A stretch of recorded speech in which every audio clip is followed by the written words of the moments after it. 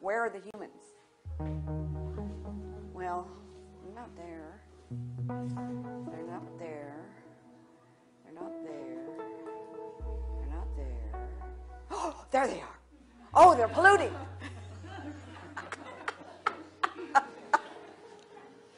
Okay.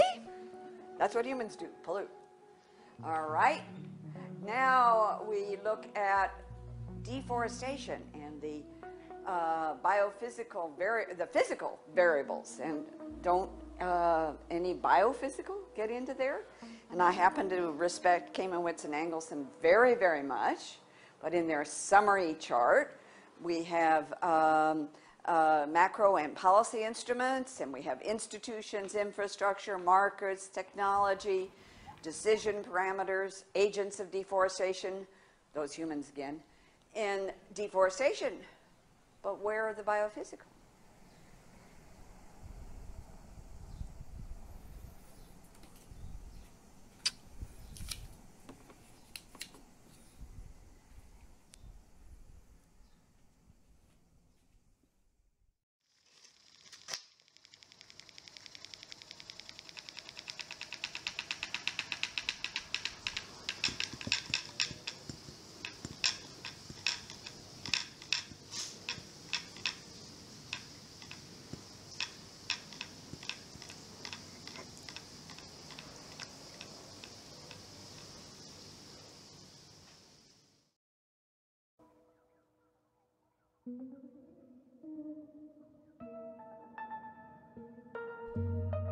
A climate system, the climate system.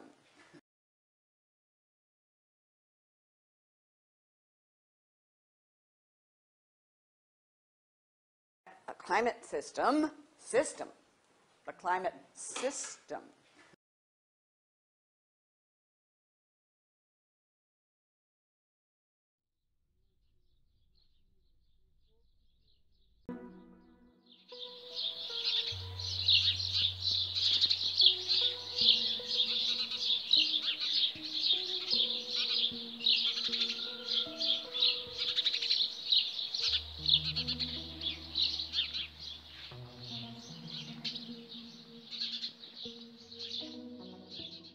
The energy crisis. It has recently become fashionable to insist on an impending energy crisis. This euphemistic term conceals a contradiction and consecrates an illusion. It masks the contradiction implicit in the joint pursuit of equity and industrial growth. It safeguards the illusion that machine power can indefinitely take the place of manpower. To resolve this contradiction and dispel this illusion, it is urgent to clarify the reality that the language of crisis obscures. High quanta of energy degrade social relations just as inevitably as they destroy the physical milieu. The advocates of an energy crisis believe in and continue to propagate a peculiar vision of man. According to this notion, man is born into perpetual dependence on slaves which he must painfully learn to master. If he does not employ prisoners, then he needs machines to do most of his work. According to this doctrine, the well-being of a society can be measured by the number of years its members have gone to school and by the number of energy slaves they have thereby learned to command.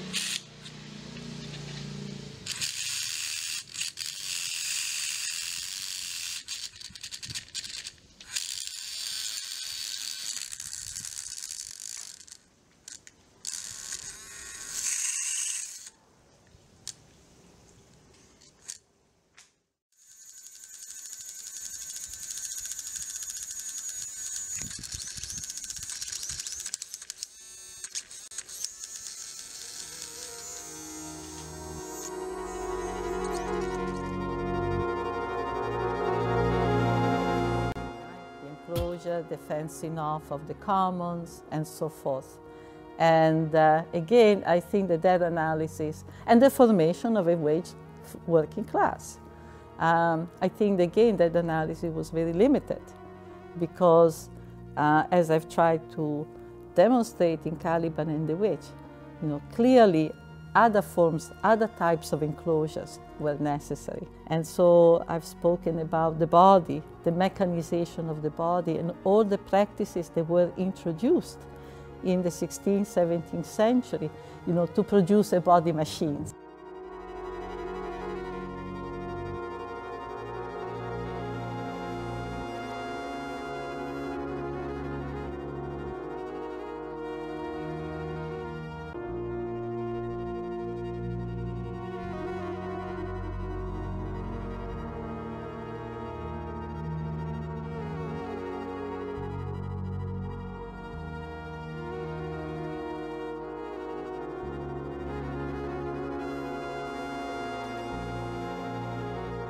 The question of disciplining the future generation of worker and preparing girls and boys to that kind of mechanization, lowering expectation, the work of lowering expectation, that's very fundamental, right? You cannot do this, you cannot do that because, look, when you're going to have a job, you cannot always do what you desire, etc.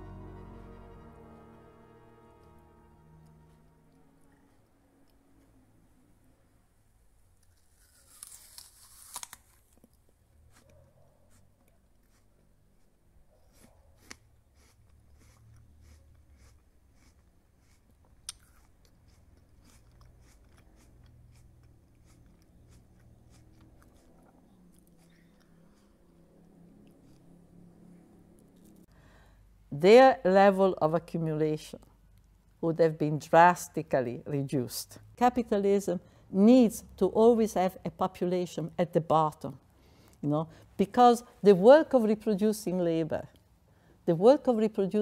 power, it's a key determinant in the value of that labor power, a key determinant of the process of accumulation of value, of creation of surplus value. And that means always the need to create, a population, whether it is unpaid domestic workers, whether it is paid domestic worker coming, from the most impoverished parts of the world, and therefore working in conditions often of coercion, as we have today with immigrant women, often working in conditions that are very, very coercive.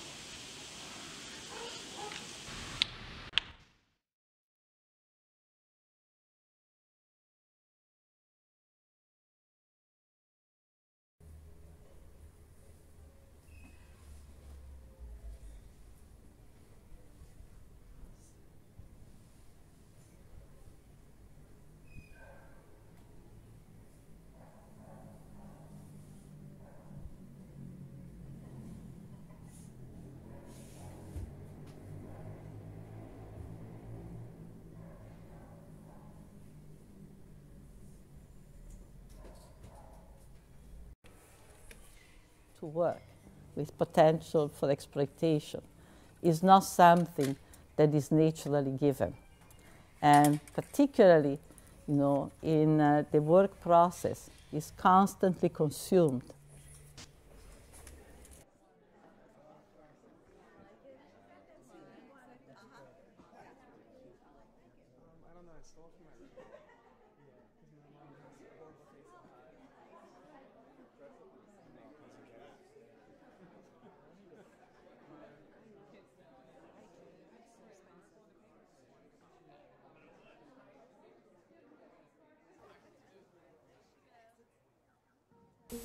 E questa è un'altra struttura di mondo, che è un limone che attaccato al quale è innestato una lampadina gialla. Ora, l'energia che è contenuta nel limone potenzialmente, se una molto fede nell'arte e anche nella magia, ma soprattutto nella natura, può accendersi. Questa è proprio la metafora di un tipo di arte che rifiuta la rappresentazione, ma usa tutti gli elementi a disposizione per alludere a cose molto più importanti che una rappresentazione. We need to build out a significant renewable energy sector in tandem with trying to shut down fossil capitalism.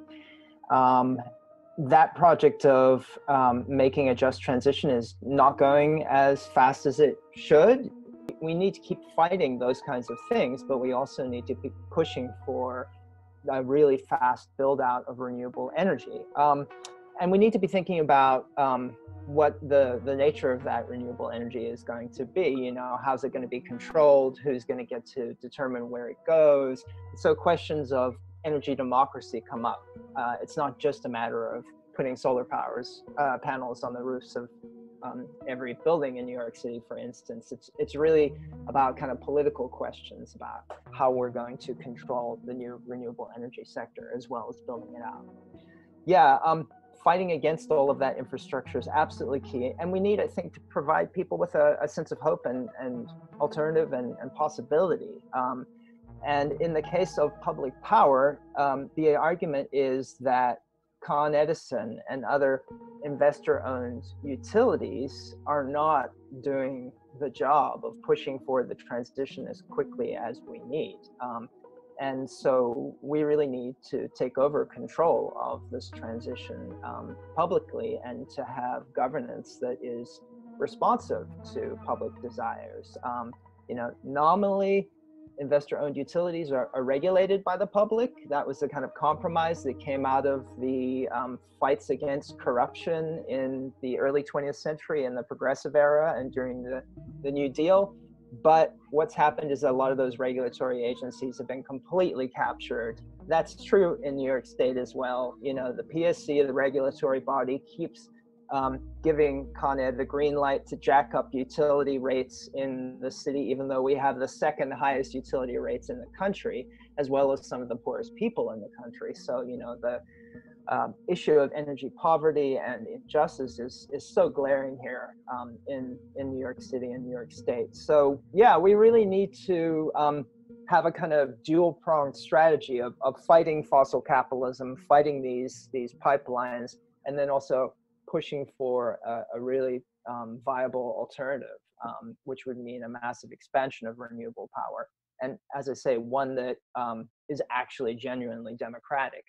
And DSA and folks involved in the public power campaign are trying to figure out exactly what that kind of democratic governance should look like. And, you know, we've been doing research on examples all around the world. And unfortunately, there are not enough examples, right? We kind of have a history on the one hand of kind of relatively technocratic and non-democratic state power that comes out of the social democratic tradition over the past half century on the one hand, and then the free market. And those are the two alternatives that are dominant, right? So we're kind of trying to figure out something that's different from those two alternatives and much more responsive to people's struggles.